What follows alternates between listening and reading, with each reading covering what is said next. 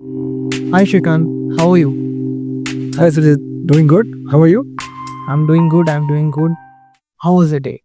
My day was wonderful. I managed to meet an agency who's potentially going to help us out in our PR efforts.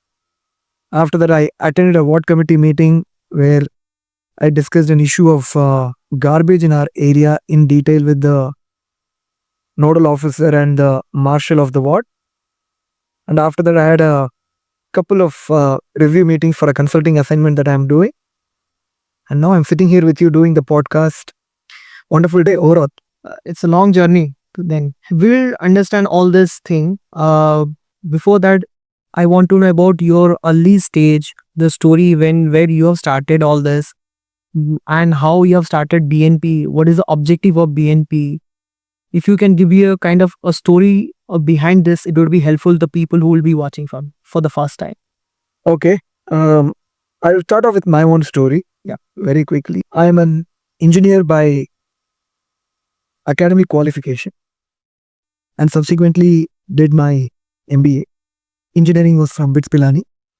I'm a graduate in mechanical engineering. Then worked for a couple of years.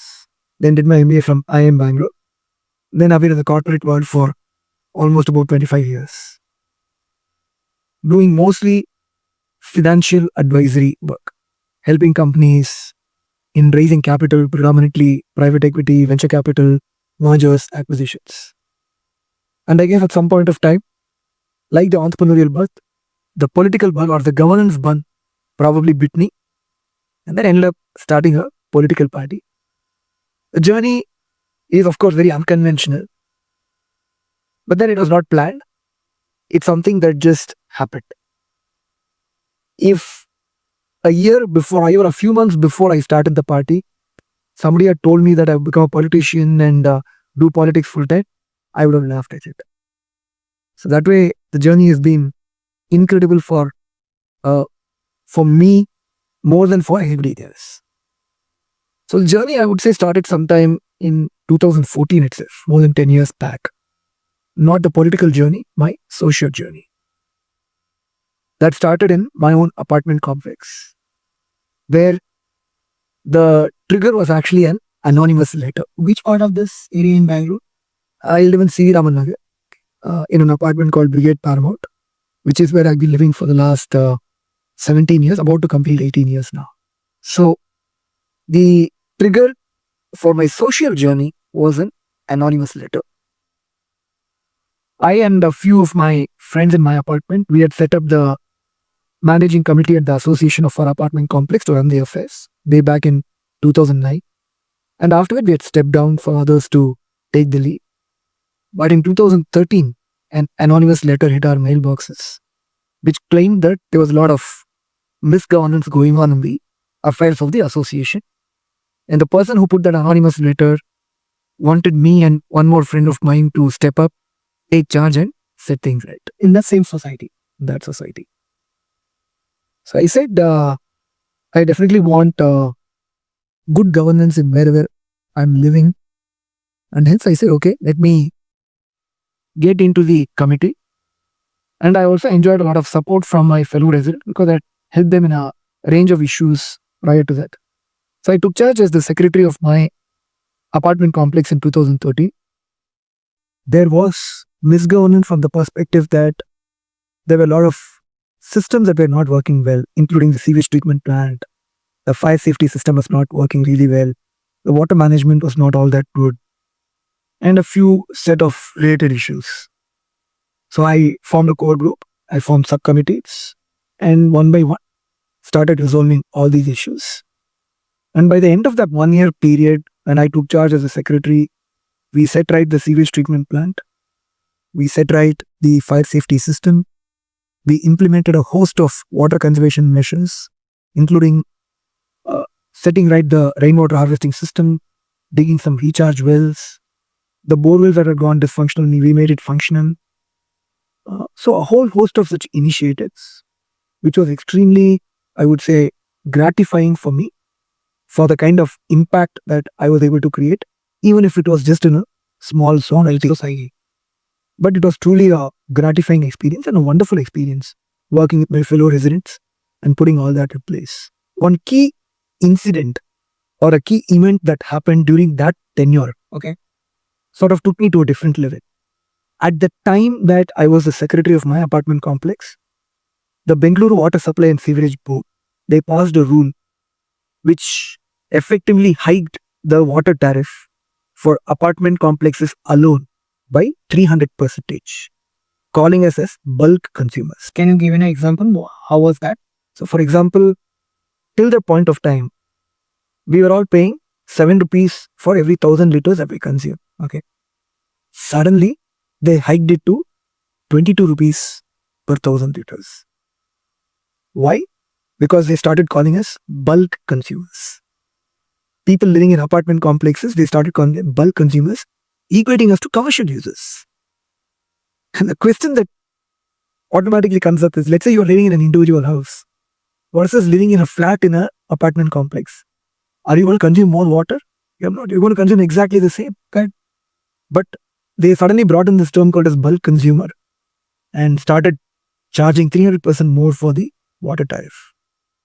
That sort of put my whole budget for the apartment complex into a tizzy. And I was also outraged as to why would they call us a bulk consumer. So that specific event or incident led to the formation of something called as Bangalore Apartment Federation. I had already gathered a set of apartment complexes in my area for us to interact with one another to exchange best practices. Bangalore Apartment Federation. So I brought all these people together and I realized that there were similar groups in other parts of the city who were also outraged by this and who also wanted to work together. So we all came together and started something called as Bangalore Apartment Federation. Initial days, we were not able to make too much of progress. We were all new to the whole subject. Bangalore Apartment Federation, BAF, as we call it, almost died a natural death over a period of time. Okay. But then in 2016, the government imposed one more rule asking old apartment complexes in Bengaluru to install sewage treatment plants retrospectively. An apartment like mine, which was constructed in 2008, had a sewage treatment plant.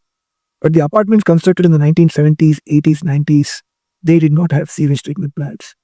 And they didn't need to have it because they were already connected to the sewage network of the sewage board.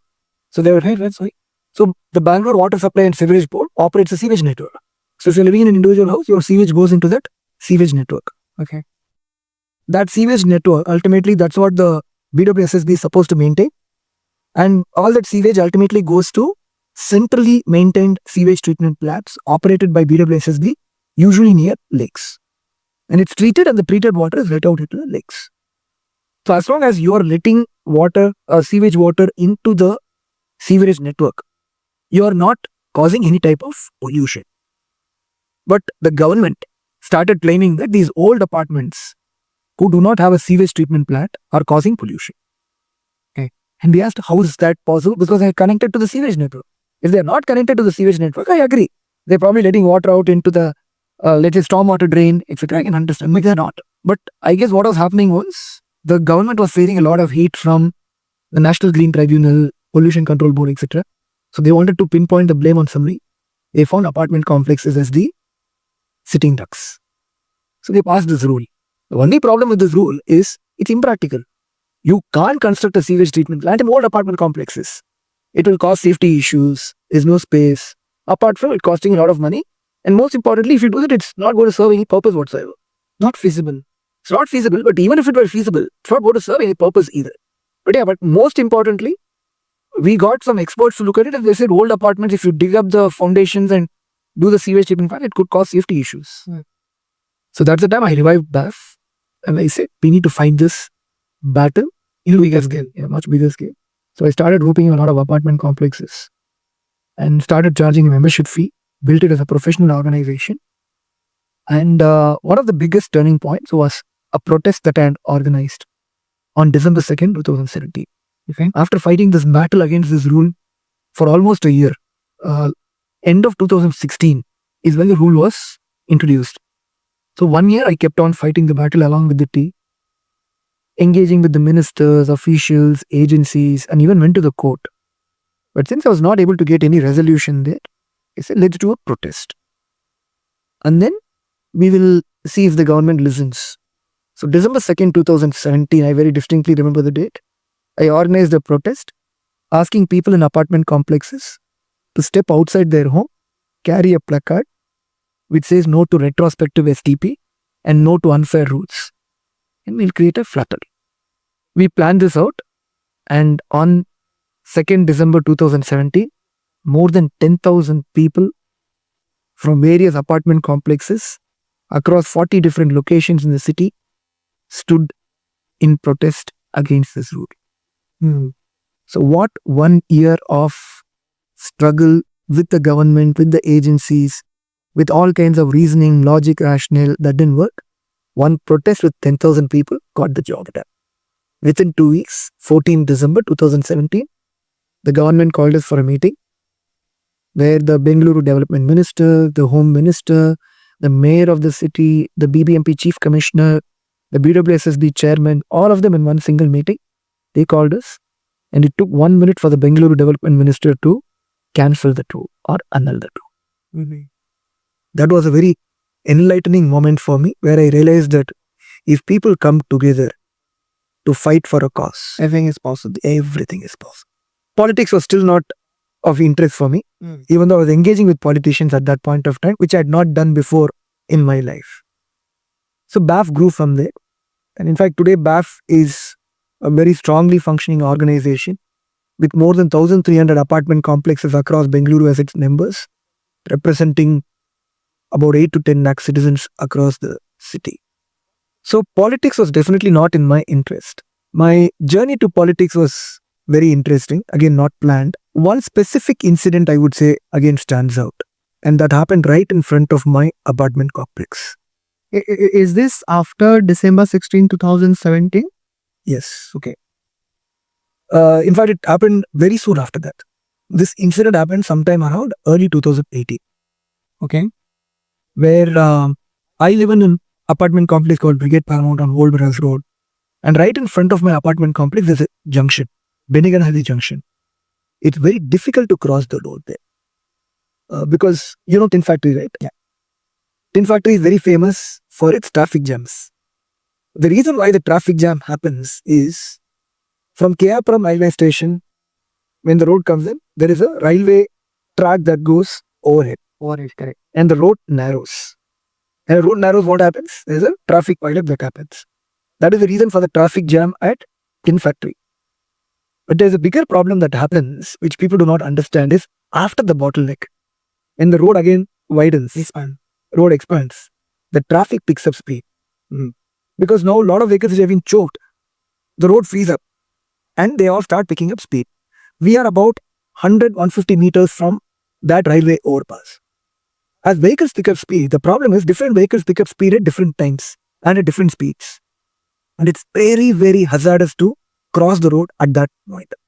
This is a problem that we were facing consistently. So we kept on asking for a skywalk at that junction so that we can all cross the road safely. Despite our requests with the MLA, with the corporator, the skywalk was not getting done. And sometime in 2018, I don't recollect the date, there was a 17-year-old girl who was crossing the road. She got run over by a bus, died on the spot. It was, I would say, a moment that shook my life. I don't know who that girl is, but it's a 17-year-old life, full life in front of her, right? And vanquished in just 1 millisecond. And the family has to undergo trauma for the rest of their lives. Who is responsible?